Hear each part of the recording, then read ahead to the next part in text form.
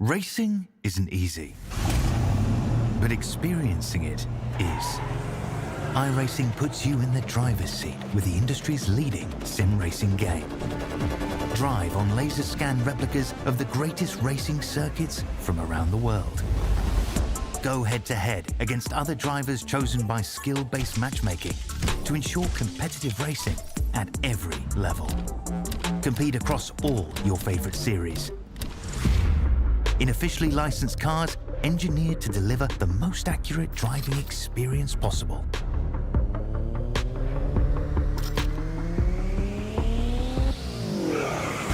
Join a race or host your own with players from across the globe. Race against the computer or in a league with friends. Feel the thrill behind the wheel. Visit iRacing.com.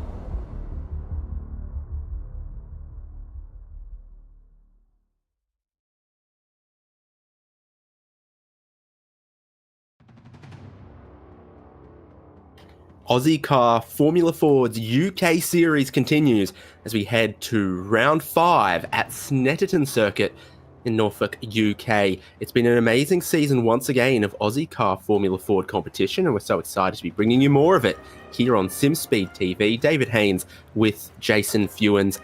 There's a few things we always look for from this type of racing, Jason, and it's close racing. We'll have a little bit of fuel strategy tonight.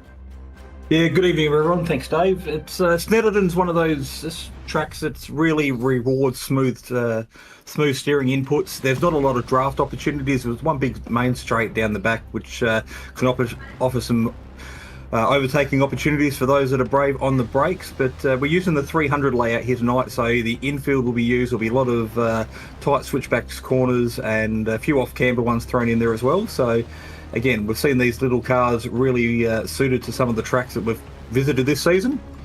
This one's quite flat and non-undulating, unlike the previous two we've been to. So hopefully we can have some good racing tonight. We've got 16 drivers on the grid that are going to face the starter's flag, and with any luck, we'll have 16 meet the checkered flag as well. Like many UK racing tracks, again, former airfield here, and therefore relatively flat, like Silverstone, like Croft, like the others. Cadwell Park that we had earlier in the season was much more elevation changery. This is the format for round 5. I've just invented a new word there, and I'm never going to use it ever again. Qualifying is what's underway right now, and it sets the grid as we go into 2 races, 2 10-lap races with a 40% fuel restriction. We'll look at how drivers, how teammates seek to navigate that. Race number 1 grids from the qualifying. Race number 2 progressively grids from race number 1. We head to the grid now for that first 10-lap race of this 300 configuration of Snetterton, the longest version, the most recently updated version. So 10 laps is a decent distance around here, as evidenced by John Merritt's pole time, just underneath 2 minutes. Nothing short about that particular lap, and then shares the front row with Jamie Stovall, I think it was. Yes, indeed. And the Brodie Shepherd, Sam Chapman, Vermilion Motorsports teammates there on row number 2. Go to Adrian Duke and Sean Doyle in 5th and 6th.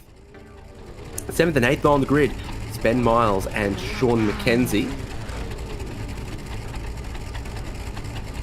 And Tim Harris and Nathan Verney are 9th and 10th.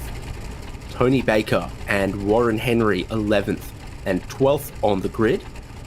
Looks like everyone has set qualifying times. So then there's Jordan Dakin and Ira Felberg. John Snell qualifies 15th. Michael Cullen qualifies 16th. Everyone did set a qualifying time around here. Perhaps a little enough time to get to the point standings.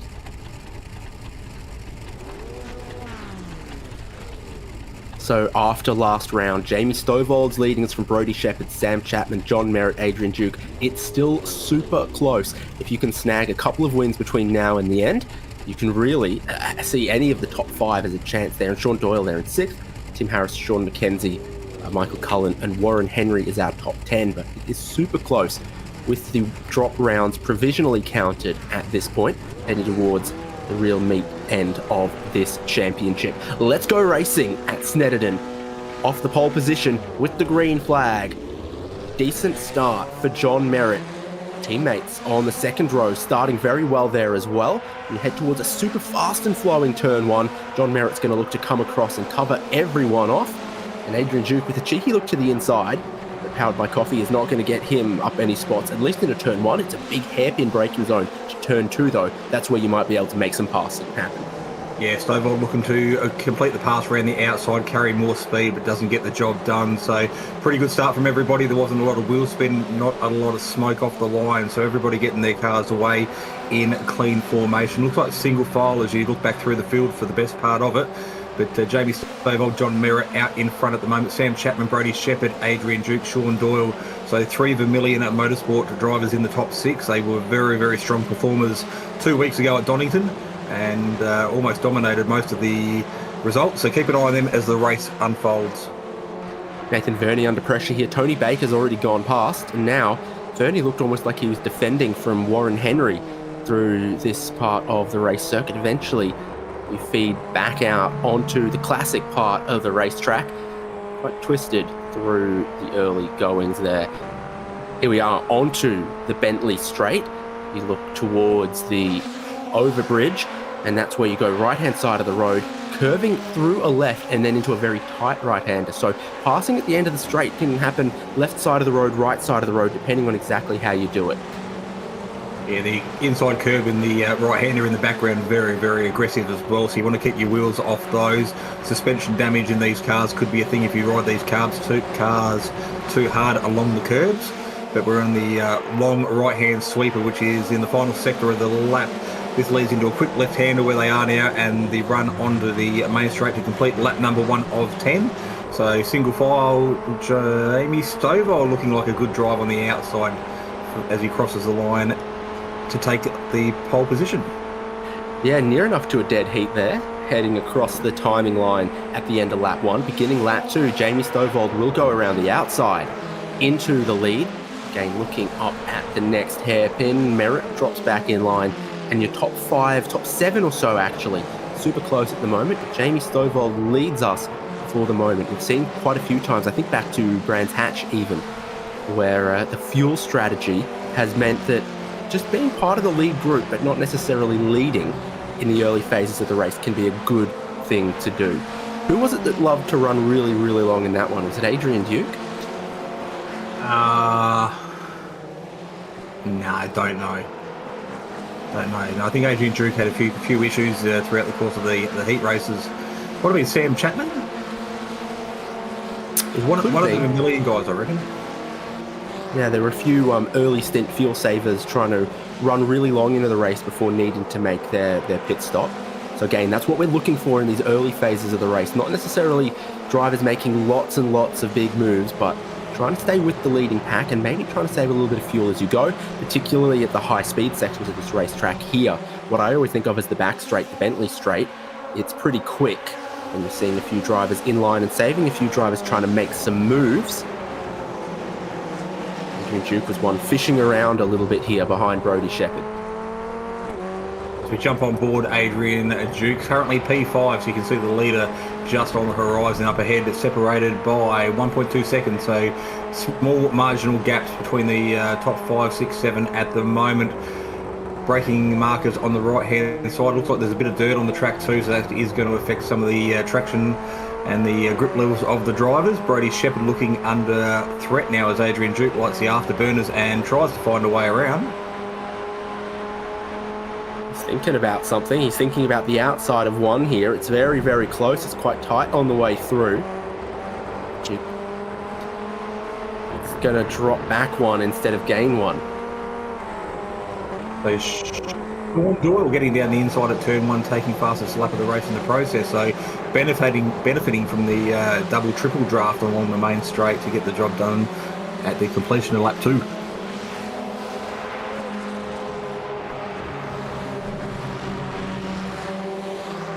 Stovall still leading this one, but with many, many Vermilion Motorsport cars in the train is Sean McKenzie and Tim Harris battling it out through the infield. There's been dramas for Duke in front as well. Bit of wheel-to-wheel contact potentially with Sean Doyle there. The two of them drop back. Tim Harris goes through. Sean Doyle to the inside of McKenzie right here. Mackenzie is probably going to get through. So what happened between Duke and Doyle? Duke's spun around. Yeah, short wheelbase is hard on the brakes. Tyre temperature, brake temperature should be up to maximum performance now. Just a little bit aggressive on the brake there. Lock up and the back end of the car comes around, does a 180. So once they start to rotate, it is a very alert and reactive driver that manages to catch it. But in this case, Adrian Duke not quite managing to get the thing back under control. And another look at Tony Baker. So he's in behind Sean Mackenzie, and he almost gets a little bit of the gearbox of Mackenzie and spins around. It's Tony Baker. So jump aboard the Ozicar.net replay, and you can just see they're just trying to avoid a little bit of rear contact there, and has to sit there patiently as the rest of the field files through, and losing a heap of positions. He's back to 15th, so the only car behind him, Nathan Verney, and hot on his heels at that. So recovery drive from Tony Baker from here on in, as Jordan Dakin around the outside of Warren Henry at the completion of lap number 3. Henry jumps in line behind Jordan Dakin, and he's now up to 9th. That's a personal best lap of the race for himself. Does not quite match the fastest lap of the race that Jamie Stovall has just laid down. So maybe he had saved a little bit of pace in his pocket, but now he's pushing on. And there's fewer cars up front with that contact that we saw inside of the top 7. It's just a top 4 now with Jamie Stovall, John Merritt, Sam Chapman and Brodie Shepherd. The next conductor of a train, Jordan Dakin back there. This is your leader with 2nd and 3rd.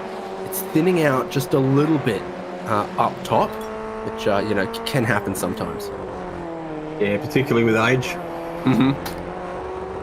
So jumping at the back of Jamie Stovall, you can see that gap is nearly 0.4 of a second. So 1st, 2nd, 3rd, all within draft. Brodie Shepherd there's got to be pretty careful. He's 1.2 seconds back from teammate Sam Chapman. So he's going to have to find some little bit of pace if he wants to get that draft benefit, particularly down the Bentley Straight here. But this is into the heavy braking zone with the change of direction through the right-left switchback. Everybody seems to make it through. Just a bit of a kiss of the curb there from John Merritt, lifting the front inside wheel very nicely. It's going to need a visor tear off or 2, I reckon. It's getting just a little bit of dust and this and that flicked at him from the leader. And you're just constantly turning, counting down the markers until you brake and then turn into the left. It's a near never-ending right-hander where you want to be at the inside there. About to approach starting lap 5, and no one from up front wants to pit. The only driver that we've had is Adrian Duke, and mainly it might have been because he had a little bit of damage from his contact, or he was looking to reset how he was going about it. We're still picking up pace up front here. Sam Chapman 3rd in line. Picks up the fastest lap of the race. In doing so, starts to drop his teammate Brodie Shepherd a little bit, so I reckon. And then there were 3 for the lead here.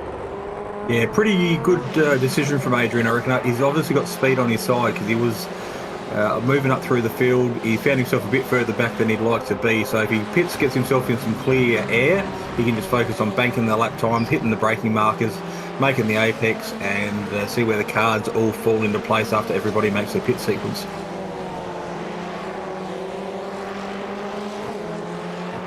Few others pitting as we come to lap 5. Warren Henry, Nathan Verney, Jordan Dakin, and all of them slot in behind Adrian Duke. So it's worked for him on that.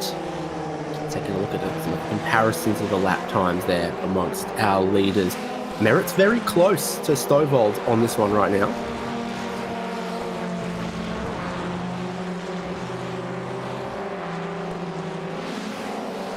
And Jordan Dakin has either sped on pit lane, unsafe pit exit, something. He's picked up a black flag. Apparently that's what the box on the timing means. Jordan Dakin is then going to have to serve another penalty. Probably go through pit lane again after that. Yeah, luckily it is only a short pit lane as well. It's not a huge penalty like you'd see at some of the other larger American tracks, but these short little European or English countryside tracks, short pit lanes. We saw it again at Donington. Brands Hatch is nice and short as well. So Ozicar.net replay again. We're just having a look at Sean Cullen and Tony Baker. Tony gives him a little kiss on the backside, and Michael Cullen finds himself in the dirt facing the wrong way. I was about to say, I need to see this from Baker's perspective. So,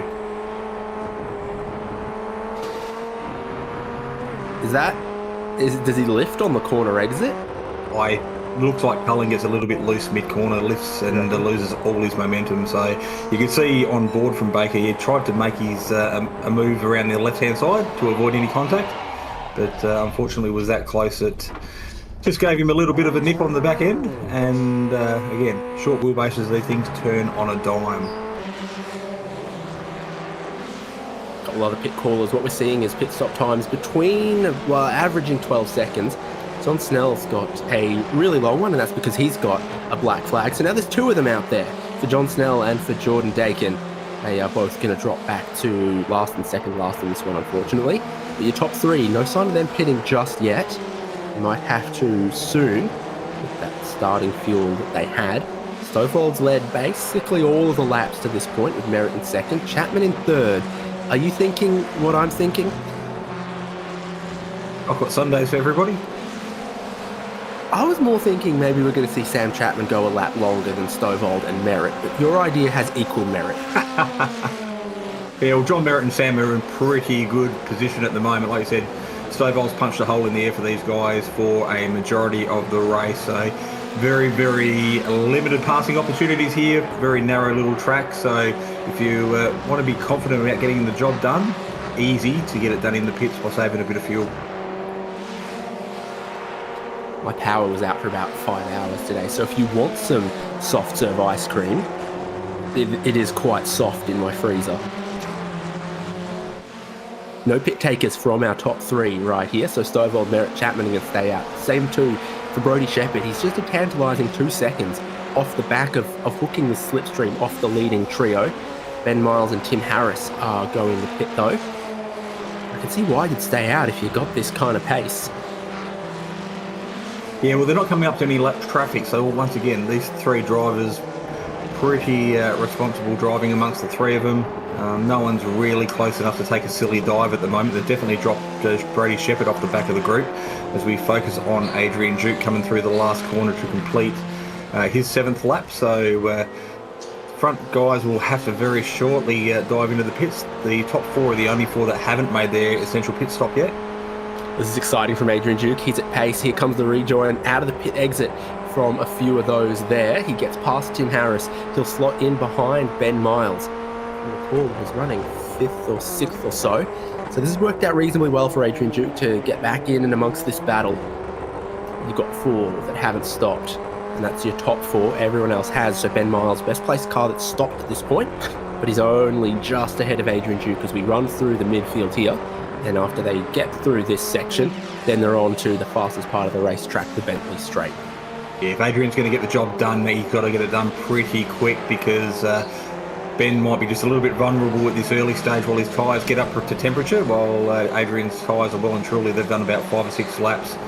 So they're in maximum grip level at the moment. Eyes back on the leaders through bomb hole, and then around to the final corner we're going to go, expecting maybe surely one of these top 3 to pit in. We're on board with Sam Chapman in 3rd as he rolls along with them and into this change of direction left-hander.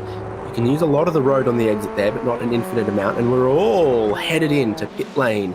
There's 20 pit stalls, and the pit lane speed limit is at just a mere 55 kilometers an hour. Everyone gets down to it in time. The 4 drivers that haven't pitted are all in a race to their crews. Jamie Stovold, John Merritt, Sam Chapman, Brodie Shepherd. And so they were the top 4 on the grid as well. They've got the 4 pit stalls right at the exit here. And Sam Chapman, he's out with a quick one. John Merritt with a quick one too. Stovold back into 3rd now. Yeah, I really thought one of those drivers might have stayed out. Very, very dangerous running risk versus reward, because you saw a bit of a check-up for Sam Chapman almost getting into the back of John Merritt on pit entry. So the drivers elsewhere on the racetrack, and there's damage to Sean McKenzie and to Nathan Verney. Looks all right from a 10 feet away. Yeah, that's been said about Sean before, but Nathan Verney's going to have to pit. and he's going to clear that early with the damage that he's got. Both of them calling race control on it. Vernie fixes his up. So, here we are at the end of the straight. Vernie on the brakes. Bit out of shape, very out of shape, and rolling backwards a little bit. But Mackenzie did pick the wrong way to go. Vernie, I think, was already off the track. Yeah, Mackenzie should have zigged when he zagged, but with only a couple of laps to go, he might have the meatball, but I think he should be able to make it to the checkered flag without a penalty, pending the car makes it that far. It all happens very quickly, doesn't it? Looks like a little bit of suspension damage on board as well on the left-hand side, so maybe that's what's caused the meatball flag for Sean.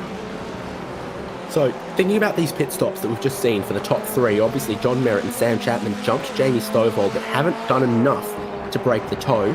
Merritt and Chapman both taking 9 seconds of fuel. Jamie Stovall taking 11 now. Stovall would have burned more as the leader of the race, but is he now in a position where he doesn't have to save much? And these top two, as they're now leading in these final couple of laps, still might need to save a tiny bit. Is the shoe perhaps on the other foot here?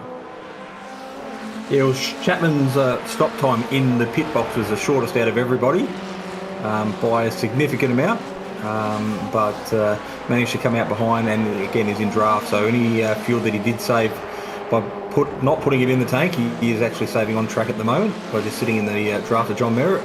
But he does have a very fast-paced and eager to win, and Jamie Stovall hot on his tailpipe. One thing to point out, very breezy today. 32 kilometres an hour of wind from the northwest. Some of the windiest I think I've ever actually seen, and if it could be colder, it would be. Welcome to the UK at 1:48 in the afternoon. So still the same order for the top three. Work here, tiny bit wide from Sam Chapman through that long left-hander. Not expecting any rain though, so that's the only thing that would complete the British weather trifecta. Cloudy, cold, windy. Just generally miserable. So a lap and a half to go for these drivers, not even that. We're in the final sector of... No, we're not going down Bentley Straight, so we're about to enter the final sector of the second to last lap. A little bit of mind games going on, Weaving trying to break the draft from John Merritt out in front. This is Jamie Stovall trying to get the job done, putting a bit of pressure on Sam Chapman in P2 and 3. Well, it's about time, isn't it? Because we are 8 laps completed, about to be 9 laps completed, about to start the final lap of the race. So if there's any time in race 1, the time is now. What you don't want to do is bowl it off the racetrack. Race 2's grid is the finishing order of race 1. So staying inside of the top 3 is the name of the game for championship leader Jamie Stovall. John Merritt, he is using all of the racetrack as we take the white flag and begin the final lap of race 1. Stovall looks to the outside of Sam Chapman and then backs off through turn 1. Very fast sweeping section into a big braking zone at the next hairpin. Stovall looks all the way to the inside. Track's pretty wide here as well. And so as he gets the nose of the Formula Ford down the inside, I think that's job done. Stovall into second, or is it job done? It's not quite. Yes, Sam Chapman got the inside line for the sequence of left-handers. Just quick reference, you may or may not remember so far back, I thought It's a Knockout was the name of the game. I don't remember anything from before there was only 4 TV channels. Now I'm showing my age. Through the infield, it is a 2-car battle for the minor steps on the podium. John Merritt at this stage got himself a healthy 7/10 of a second gap, so he is eyes forward, and we are going to focus for the run home on P2, P3. So Jamie Stovall in the powerhouse position at the moment. Sam Chapman is on the attack, so looking to regain that position that he lost earlier this lap. But as every metre passes is one less opportunity and another metre closer to the checkered flag. Right to the end of the Bentley Straight now. John Merritt still leading half a second over Stovall. If you don't pass here, I think you're running out of options unless your rival's running out of fuel on the final lap. So Merritt is going to lead them. He sat in that second position all the way through the first stint. Quick stop, got himself out ahead, with Sam Chapman between himself and Jamie Stovall. Those two battling has really let Merritt off the hook. The level of defense that Chapman put up against the championship leader has helped John Merritt to come out of the final corner, heading towards the checkered flag of race 1 of 2 at Snetterton. John Merritt from Jamie Stovall from Sam Chapman. Championship is still alive. So 1, 2, 3 confirmed across the line. Brody Shepherd, 7 seconds behind the lead bunch. He will be the next one out of the final corner. Sean Doyle as well on screen. So Tim Harris across the line. Sean Doyle looking back, takes P6 with Ben Miles, Adrian Duke side by side, and I think Miles might have got it by the smallest of margins, 300th of a second. So a good, clean run from those guys to the drop of the checkered flag. That leaves Tony Baker still out on track. And he is about to cross the line with Warren Henry, Sean McKenzie in his mirrors. And Ira Felberg had a drama of some kind on the final lap here. It left a bit of smoke. So he's working his way around in 14th position. The drivers behind him, Jordan Dakin, John Snell. Even after the 2 stops, Nathan Verney got himself back up to 13th position, just ahead of Ira Felberg here. It's just ahead of Jordan Dakin.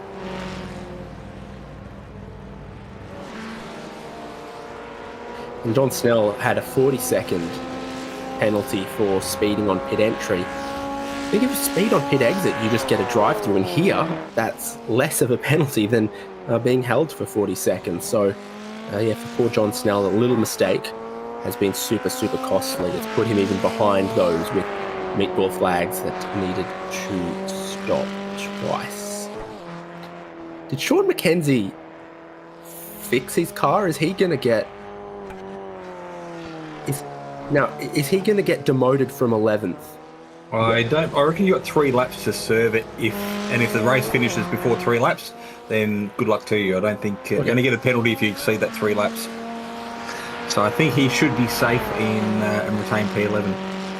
Well, everyone's crossed the finish line now, so iRacing will sort those results, and if McKenzie stays 11th, then he stays 11th. I think your logic holds true. If you get your damage late enough in the race, you can get away with it. Let's have a look then at those finishing results from race 1, now that it's all sorted and tucked away.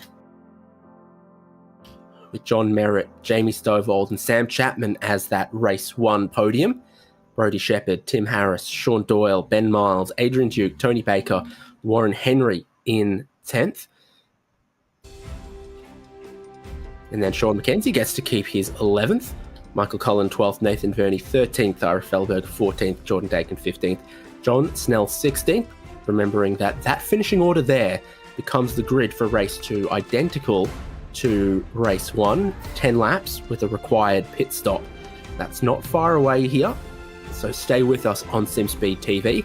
So when we return, race 2 from Snetterton.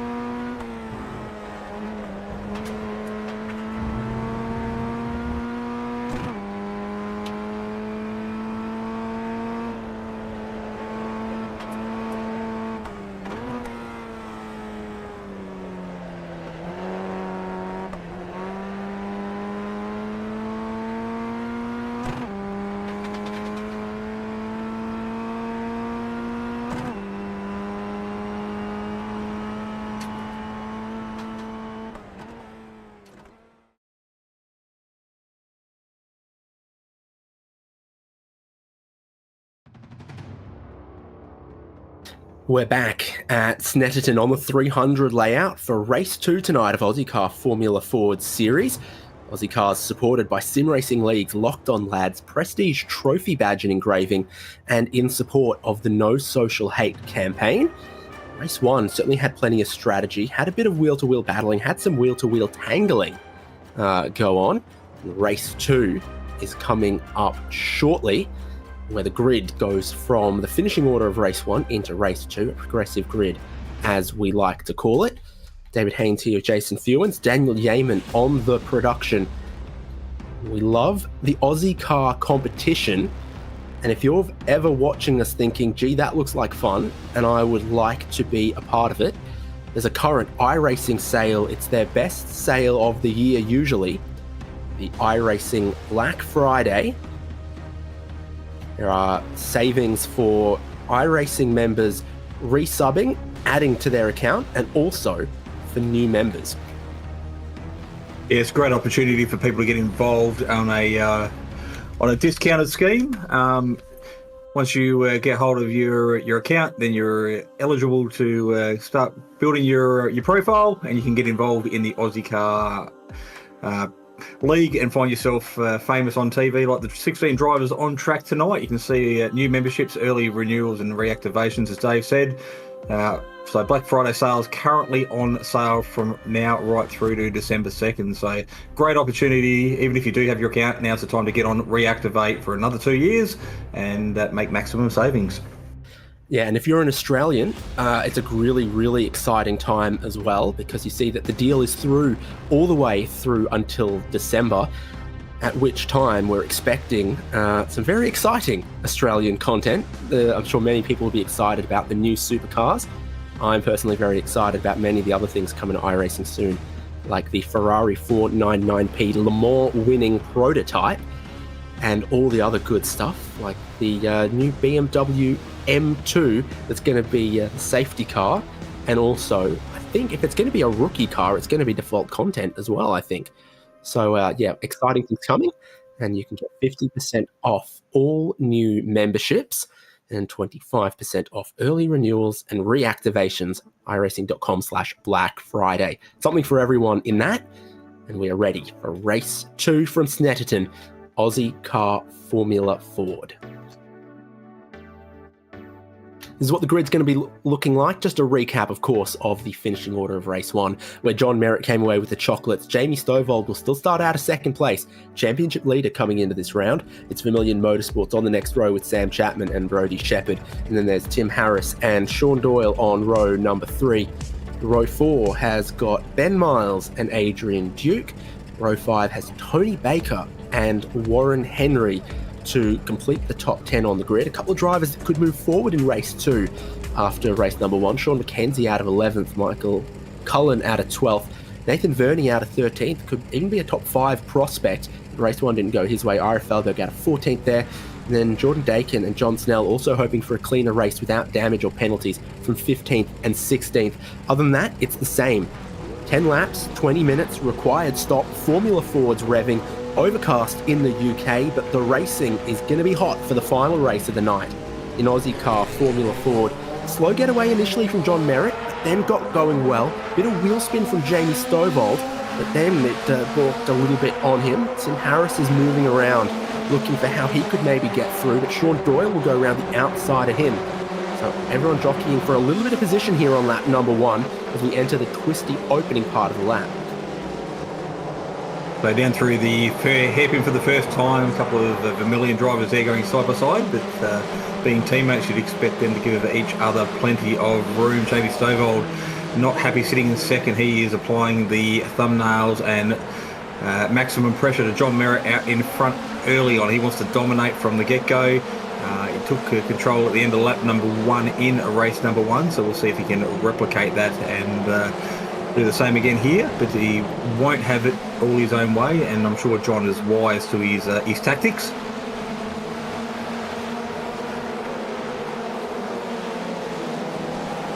Almost out of the infield section that was added more recently to Snetterton. It's been hosting racing for a long time, but that section of track is relatively new. This is the classic section out here. John Merritt leading us. Jamie Stovall, you see a good approximation of the effect of the slipstream. It's worked just a little bit initially, and then by 2/3 of the way down the straight, you're clawing a car length here, and then another car length, and then another car length. You see how powerful that is on that part of the racetrack. Not too much happening yet on the opening lap. Tim Harris's attempts at aggression early on, seeing him drop 2 spots with Doyle and Miles going through. So not a whole lot other than that on the first lap to this point. They're making their way through the final corner of the final sector to complete lap number 1. Jamie Stovall, a bit of a gap, and we'll find out very shortly just what that gap is, but he looks back to Sam Chapman, Brady Shepherd, Sean Doyle, Ben Miles, so there is a 4-carriage train of Vermilion ready to attack.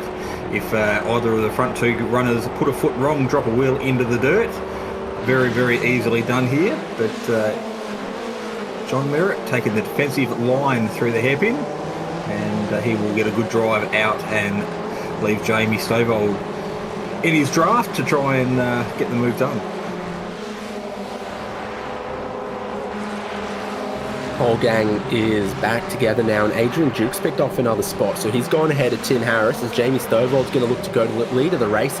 And John Merritt, what worked for him in race 1, he's going to try it again in race 2, but also diving down the inside, making a little bit of contact there.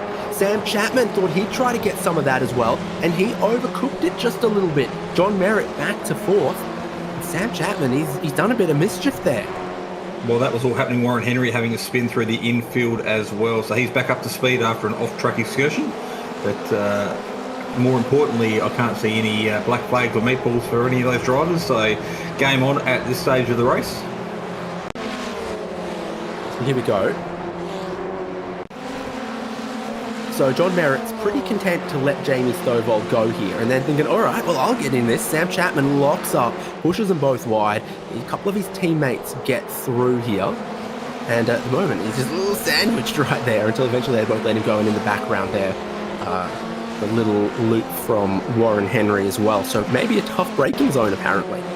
Yeah, Sam Chapman, not Chap Salmon, trying to get the move done, just missing a downshift of the gears, not managing to pull the car up in time. But Warren Henry having a bit of a spin there. We were on board as it happened, so he only lost the 1 position in the process. So trying to get back up to speed. He's got his teammate behind him at the moment, so if they work together, they might be able to catch the group in front. Normal service resumes. Jamie Stovall leads, but it's Brody Shepherd behind him in 2nd, picking up the fastest lap of the race. Sean Doyle in 3rd. John Merritt's got going again in 4th, just ahead of Sam Chapman, so both of them have lost out a fair bit. It's still mighty gusty, and from the northwest would approximately give us a tailwind on the Bentley Straight, I think. Do you know how to read a windsock? Negative. They got stripes on them.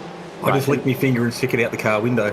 The tail of the windsock is floppy, and then part of it, the wind blows it sideways. So where the crease in the windsock is, at how many stripes, each stripe is 5 knots of wind. So working off that theory, if we're 29, it's near 6 stripes. 3 or 4, because we're doing 30 kilometers an hour of wind. That's 15 knots or so. A decent breeze, and it's a tailwind right where the drivers are here, helping them along some good speeds. Take a look at John Merritt's pace, past 200 k's an hour, no dramas. And then is he trying to move for a position, or is he trying to do a bit of savings there? I think he's trying to get back up into the top 2 or 3. Yeah, he doesn't want to see Jamie Stovall drive off into the distance, so that's effectively what he managed to do in race number 1 after a little bit of battle form behind him. So he's pretty aware that that's a strong possibility, particularly if he's surrounded by some teammates that will be working together. So you're right, I'm Googling this. Apparently each stripe is 3. Anyway, weird but interesting strategy call from Jamie Stovall. He says, I'm not leading you guys like this no more. I'm pitting quite early. So in he comes, Brody Shepherd through to the lead of the race. No penalties or nothing out there. Just a decision that I'm not going to race a repeat of race 1 from Jamie Stovall. I'm getting out of this, and I'll let John Merritt and the Vermilion boys do whatever until lap 6, 7, whenever they feel like. He's going to try to undercut them. Yeah, well, Jamie led for the best part of the first race, punched a hole in the air, so he doesn't want to be that sitting duck at the end of the race. Jordan Dakin followed him into the pit, so he got his compulsory pit stop out of the way as well. So Jamie Stovall may have seen how effective it did work for Adrian Duke in race number 1, took a leaf out of his book, and the Powered by Coffee team proving that it can be done. So head down now for Jamie Stovall. He has got a big gap to the cars in front, probably in about 10 seconds, so no immediate traffic for him to contend with.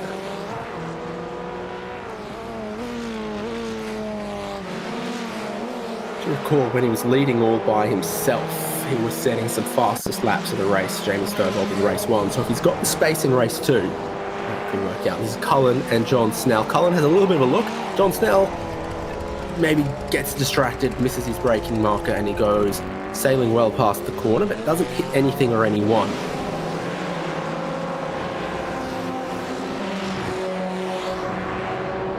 They battle for the lead at the moment, going through the long right hander, very, very hard on the tyres through this part of the circuit before you're hard on the brakes with the switchback left-hander onto the main straight. Again, quite aggressive curve there on the inside as Sam Chapman rides it with aggression and some confidence. His two teammates dive into the pits.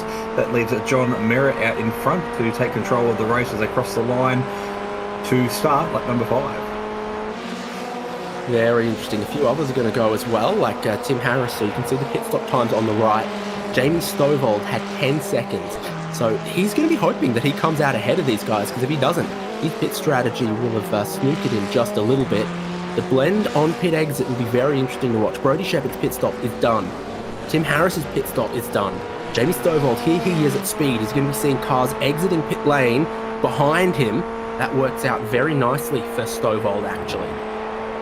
Yeah, big gap, or probably about a second and a half, I reckon it will be to the car behind. So he has pulled a master stroke out. His tyres will be a little bit more vulnerable, but with that gap that he's got at the moment, he will be pretty happy with that outlap that he's managed to put together. That he's got 2 seconds on Brodie Shepherd is critical. And this is the stop for Ben Miles. A reasonably long one. The other thing I noticed is that while Jamie Stovall and Brodie Shepherd's pit stop times were very similar, Stovall's pit lane time was a bit quicker. So he's got attacked the pit lane better, gotten out of his pit stall a bit better. Interesting just how the little things matter. So Timmy Harris, 8.9 seconds, significantly shorter than anybody else around him. Ben Miles going for the long stop, so taking on more fuel, so he's not erring on the side of caution, wants to make sure he gets to the drop of the checkered flag.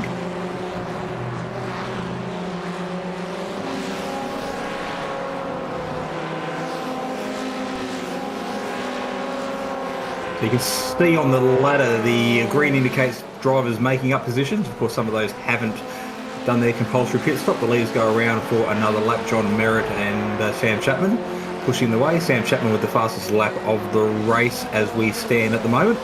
That is potentially due to the benefit of the draft that he is getting from John Merritt as he tows him around. Adrian Duke taking fastest lap as I praise Sam's efforts. Yeah, what the lap time looks like to Jamie Stovall this lap's pretty important, because these guys staying out, 58.4, 58.5, whereas Jamie Stovall crosses the line, 157.9, takes the fastest lap of the race. So this is working out pretty well for Jamie Stovall to undercut John Merritt and Sam Chapman pretty significantly, half a second basically this lap. And he did it on those other guys as well, because he's left Brodie Shepherd, Sean Doyle, some other drivers who were in front of him when he elected to pit, I think. Oh, no, he pitted from second, didn't he? I think he was in the lead of the race. He drove into the pits and caught the others off guard. Okay.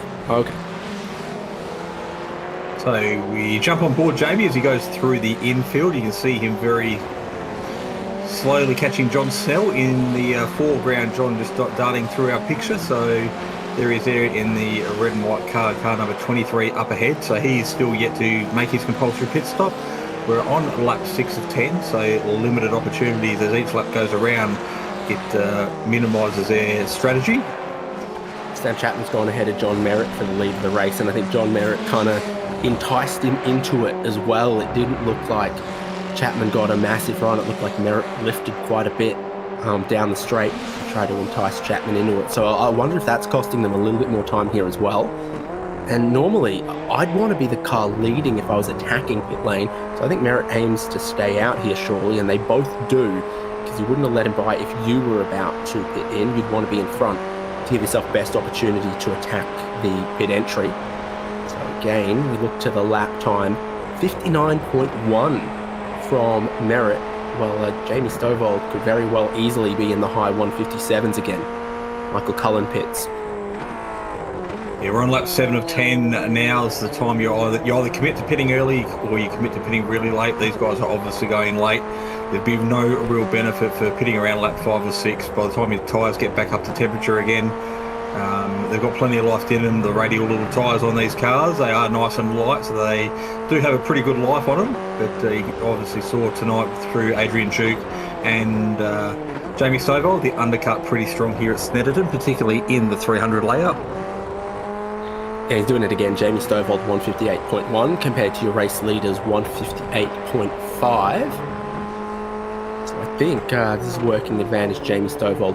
The gap we measure at 23.7 and then coming down a little further as we go. Your top 4 haven't stopped yet.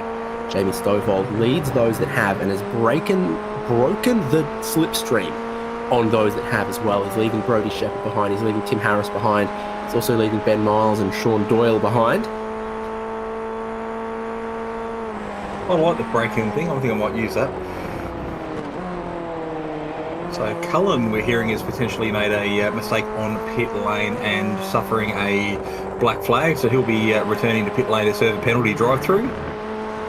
Not sure what for, but you would presume pit lane entry, just misjudging the braking zone and getting a little bit. Assume speed or exit because he's left pit lane but has a black flag on him. We'll see if we can find out. As for pit entry, this is pretty important for Sam Chapman and John Merritt, getting down to 55 k's an hour. Adrian Duke's been flying as well, and he's not far behind them either. So he's going to follow them just into pit lane here. Nathan Verney comes in. We're going to have the whole field. So looking for their respective crews, and then here's Jamie Stovall at speed. Can he go through into the race lead? Will he be comfortable? Will he have broken the slipstream? Sam Chapman now ahead of John Merritt on the exit, but there goes Duke and Stovall. Stovall at speed through into the race lead. More than a second and a half, more than 2 seconds. This is looking really good for Jamie Stovall now. Yeah, so Sam Chapman was in the lead of the race prior to the pit stop. He comes out ahead of John Merritt. I thought John might have made a little bit of ground through the pit lane transit time, but obviously not enough to get the job done and get the position. So Brodie Shepherd, we haven't spoken about him for a little while. He finds himself on the back of this little train in P3 as well. And then there's Adrian Duke, who we haven't spoken about much this race as well. So the quiet achievers in Brodie Shepherd and Adrian Duke just there in the background waiting for an opportunity should someone slip on a banana peel and find themselves on the green slippery stuff on the side of the track. So we're looking here at Michael Cullen, and on pit exit, so he's oversped on the way out of the lane there.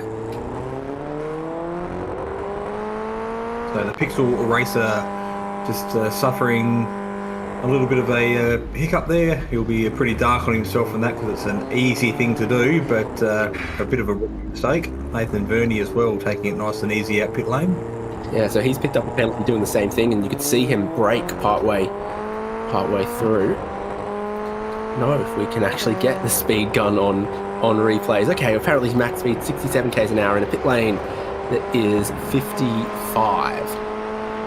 Everyone's made their pit stops, not everyone cleanly, as we've just seen, but Jamie Stovall's lead is 2 seconds. Sam Chapman, John Merritt, or Brodie Shepherd close that up. Not much tow, not much help this whole race. Jamie Stovall took just 10 seconds of fuel. Sam Chapman 9, John Merritt 9.5. John Merritt going for second place here. Sam Chapman's middle of the road, but forcing his way down the inside goes John Merritt and into second. These two have a chance to be able to catch Jamie Stovall if Stovall needs to save a little bit. Now you're going to see Sam Chapman trying to come back round the outside, a move he's done before. He just loses ground there. John Merritt will hold on to second place. So something we may have not picked up in the background, Tony Baker has bailed out of the race as well. He's made his way into pit lane and exited the session, put his car back in the trailer, the virtual transporter, and called it a night. So for one of the regulars throughout the course of the season, not the way he wants to end his trip to Snetterton, but hopefully he can bounce back. We're at Spa in a fortnight's time for our final race of season 3 2024. Well, the battle's on for second place here, and it's extending Jamie Stovall's lead out to 3 seconds as John Merritt and Sam Chapman go side by side all through the infield of Snetterton. Chapman with a couple of opportunities to attack John Merritt, just fends him off, but now you run through this fast right-hander looking for a late apex to maximise your speed with a big tailwind down the straight. Brodie Shepherd onto the straight with a double draft in front of him. His teammate to work with as well. He picks up speed past 200 k's an hour. Chapman looking to go around the outside of the left-hander on John Merritt, and so he does. Gives himself a very tight line through the next right-hander. Merritt tries to cut back, but he's blocked from doing so. Now second, third and fourth are super close to each other, but a second yet further away from the race leader. Jamie Stovall's basically pulled 2 seconds on these guys just this lap alone. Yeah, right times to shine, lap 9 of 10, so making their way out through the final corner. Again, bit of a draft train happening down the straight, and Sam Chapman doing his best to try and get John Merritt out of that. So change of direction about 6 times down the short main straight, chooses the inside lane for turn number 1 to defend and trying to make John Merritt go around the outside. And I dare say he'll try and hold it sharp and tight for the hairpin here down here at turn number 2 as well, which he does. Chapman breaks pretty early on that tight inside line. Merritt really nearly runs up the back of him. Brodie Shepherd nearly runs up the back of him. I noticed Adrian Duke getting closer and closer. Nathan Verney goes to serve his drive-through penalty. Adrian Duke has been watching them battle, and he closed them by 1.5 seconds on the last lap as well. Jamie Stovall started the final lap of the race with a 4-second lead. It's a great little cushion to work with if he comes a little short on fuel or whatever may be. The battle in behind him has been super beneficial to the driver who came into this round as the championship leader, and will look to pick up a win in the final race. So first place at this stage is almost a given, so the battle for second, third and fourth on screen in the background as we focus on the leader. So just over 4 seconds for Jamie Stovall. 3 cars and 2 steps on the podium. Who is going to be the victor and who's going to miss out? Adrian Duke, I think, is going to need a miracle for him to find himself on the podium, but this could be the miracle happening as Baker and Chapman go side by side, and would you believe it, they come out the other side in one piece. Barely though, Brodie Shepherd's going to try to get some of this as well, and I wonder if Chapman's not just playing a tiny bit of the team game. This is going to be tough for John Merritt. Is there a chance to lunge down the inside into the final corner on the final lap? There isn't. He's just going to try to defend his spot. We're going to have a drag race for third. But Jamie Stovall's going to take the win in race 2. Sam Chapman has second. And Brodie Shepherd has got John Merritt to the line. Adrian Duke joining the party just a little too late on the final lap. And then Tim Harris, Sean Doyle, Ben Miles, all in a flurry there in 6th, 7th and 8th. Sean McKenzie's going to cross in 9th. And Warren Henry just has Jordan Dakin cleared for 10th. It was close. Yeah, look, wouldn't say it was team games, but definitely you saw Brodie Shepherd, they're getting the run on the outside of the final corner. John Merritt just having to get a little bit pinched on the apex, minimise his run to the checkered flag. So Brodie Shepherd was pretty happy with that. It was a pretty small margin, 0.04 of a second getting across the line and earning himself the third step on the podium tonight.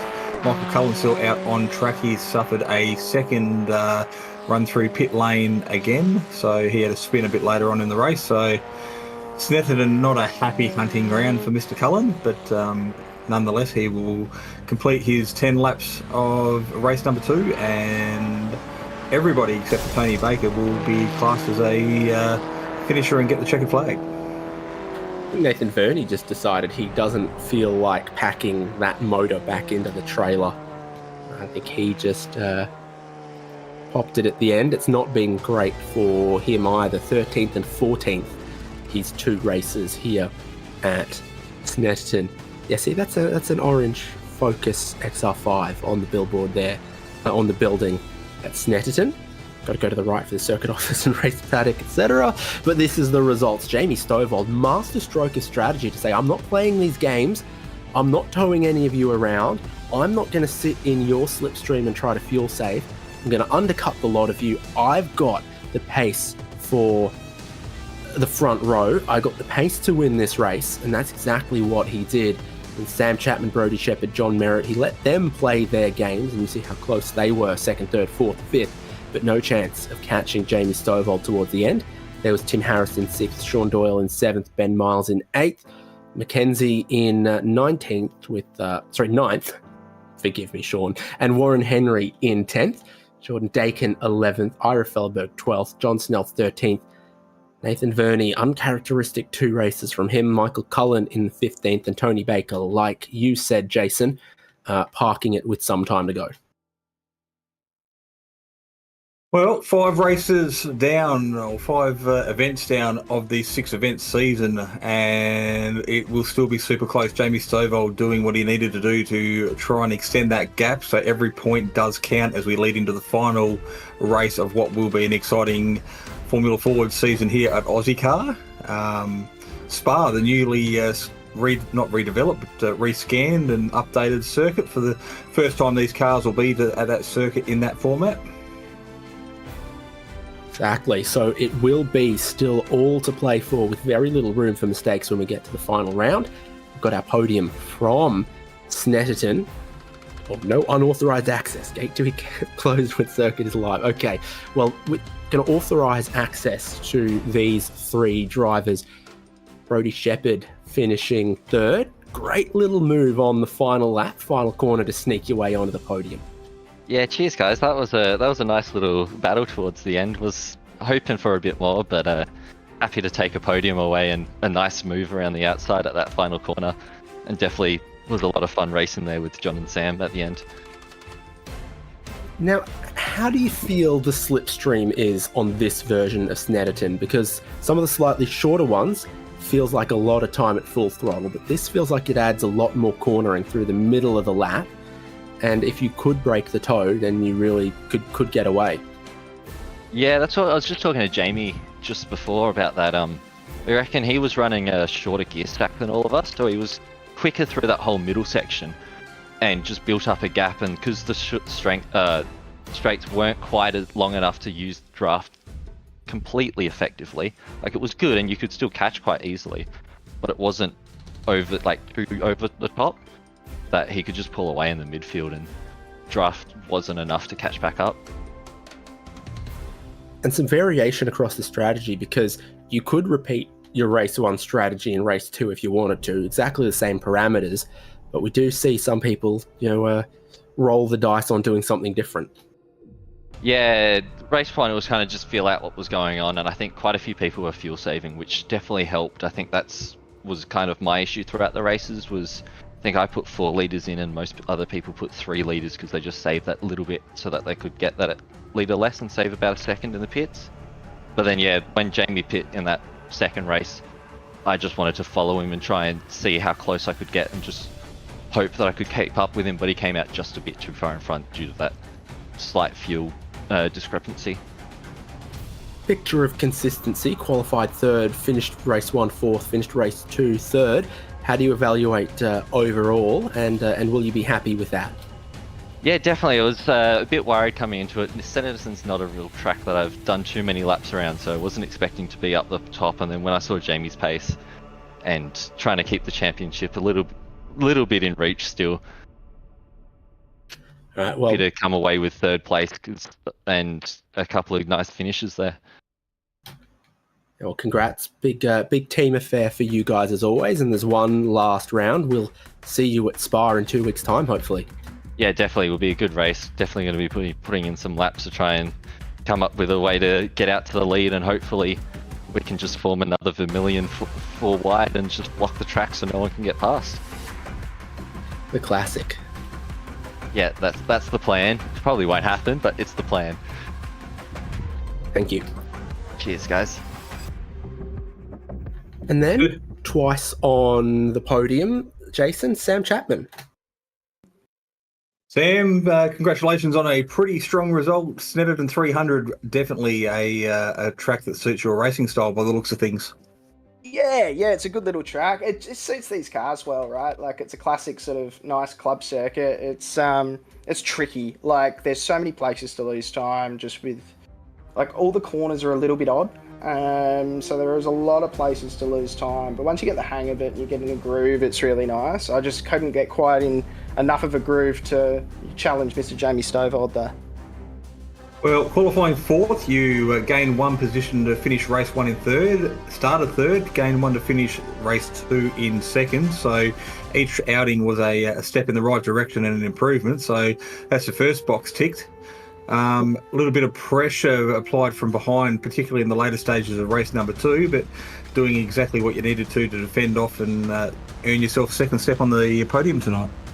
Yeah. I mean, race one, I just really didn't. I hadn't put many laps in. I sort of came in half an hour out. So, like, I just didn't have the pace of John and Jamie up front, and just went, okay, maybe I can save a little bit. But John was onto that, and Jamie was quick enough to get past anyway. So, but yeah, that race two, that battle with John was unreal. We just had an absolute ball going up against each other, just leaving each other enough room. Very respectful racing, just heaps of fun, and was able to tow my teammate over the line at the end too. So, yeah, that's a nice little finish.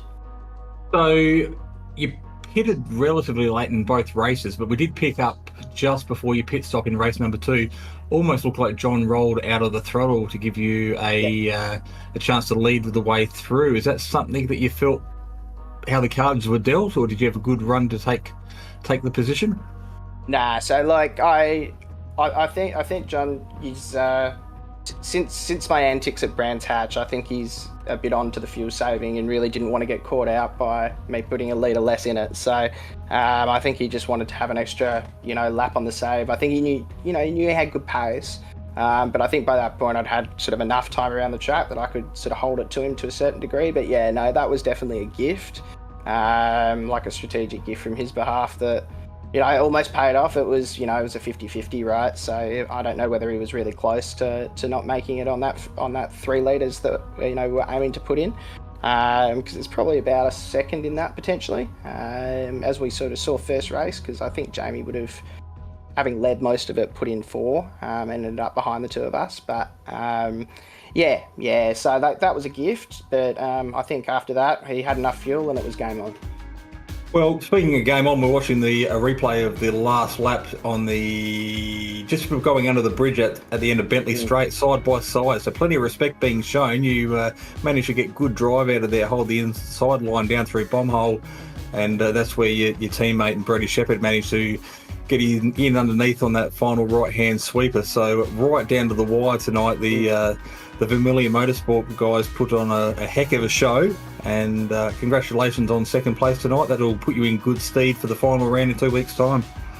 Yeah, thank you very much. No, it's good. We've gotten better at fighting as a team, I think, over the last few rounds, and it's made a good difference for us. Just sort of being able to snag things here and there or defend where we need it. So, no, thanks to the boys. It's always good fun jumping in with them and having some good racing. All right, with form on your side, fingers crossed, we'll be talking to you again in 2 weeks' time. But congratulations again, and go and spray some virtual champagne and enjoy the night. Will do. Thanks, mate. Ciao.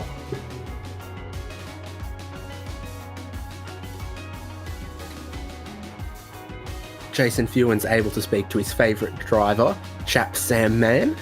And now we can head to The race winner, Jamie Stovall, second in race 1.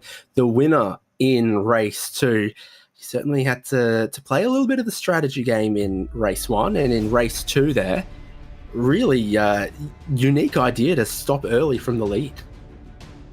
Yeah, I sort of clocked on partway through race 1 when everyone pitted that you could put in like a litre less fuel if you fuel saved a little bit, but it was probably too late to do that after everyone pitted in the first race. But yeah, in the second race I was going into there with the intention of putting 3 in like the other 2, and I think I clocked on that John was doing that at the start, driving it a little slower, trying to save fuel, and then I started doing it, and then he probably realised that I was doing it. And then, yeah, everyone was just catching up, so I thought, I'm not going to give you the tow, I'm just going to put... You had a very nice round, 300 points coming into tonight's racing. You are the biggest scorer out of tonight, so I guess your strategy with the way that the race progresses, race 1 to race 2, just to maximise across both races and keep it clean was important. Yeah, the bonus points for no off tracks are quite strong, especially when the standings are so close, so getting those today was pretty crucial. But yeah, you gotta battle and have some fun, but at the same time, it's always in the back of my head that, you know, if you tap someone, you're gonna sort of end up like what happened last week, and yeah, it's not gonna be good for the championship. So, you know, driving a little safer, going on an off strat to sort of stay away from people definitely helped today. And then we've got one round after this. Looking forward to a slipstream or 2 at Spa. Yeah, it's pretty much like the Talladega of Ozicar. It's just drafting, hopefully not too much bump drafting. I think we went here in season 1 of the Formula Fords, so it'll be good to revisit there and end off the year at Spa. And as you said, it's a draft fest, so you know, raw pace isn't going to win you it. It's just going to be a lot of strategy and fuel saving, and it's going to be a great season finale. You're going to have to wheel out a teammate or 2 for that as well? I think people are busy, unfortunately. I've tried to convince people to come and help me out, but yeah, they seem to be busy this season. But I'm sure I can drop to the back of the Vermilion cars, the train of 4, and save some fuel behind them if they'll let me. So yeah. No one wants to help you plant the field, but everyone wants to eat your wheat, Jamie. Yeah, I'm gonna get that feeling at Spa, I'm sure. Well, congratulations on entertaining us across 2 races at Snetterton, bagging a little bit of silverware to go with it, and setting up a very exciting final round of Ozicar that we can all look forward to. Yeah, really looking forward to it. Thanks a lot, guys. Have a good night. Provisionally first, and non-provisionally, because it's locked in, the winner of race 2 from Snetterton. Jason. I've caught your disease of messing up people's names. Yeah, we head to, of course, a finale next time out. Yep, Spa Francorchamps, 25th of November here on Simspeed TV, 8 p.m. Australian Eastern Daylight Saving Time. It will be the finale for what has been an absolutely stellar season. For those that tuned in from the start of the broadcast, you saw just how close the championship is. So any one of 5 potential drivers, if not more, could walk away with this, just depending on how the cards fall on the night. So mark it on your calendar. Make sure you tune in, come back, and we will crown ourselves an Ozicar champion for Season 3 2024 in a short 14 days' time. And maybe between now and then, someone will make some new Spa-Francorchamps B-roll as well. Fingers crossed on that one, but it'll be so good. We look forward to it. Awesome track. These cars have raced so well this season. They're not 1,000 horsepower. They're not an infinite amount of grip. What they are is really, really good sport, good racing, and it's still open for anyone to score big and be the champion next time out for round 6 of Ozicar Formula Ford. I've been David Haynes with Jason Fewens, Daniel Yeaman in the production for Simspeed TV, and we'll see you for more great sim racing throughout the week, but also for the finale of Ozicar in 2 weeks' time. Racing isn't easy, but experiencing it is. iRacing puts you in the driver's seat with the industry's leading sim racing game. Drive on laser scan replicas of the greatest racing circuits from around the world. Go head-to-head against other drivers chosen by skill-based matchmaking to ensure competitive racing at every level. Compete across all your favorite series. In officially licensed cars, engineered to deliver the most accurate driving experience possible.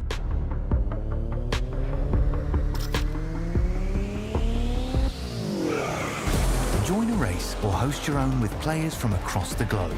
Race against the computer or in a league with friends. Feel the thrill behind the wheel. Visit iRacing.com.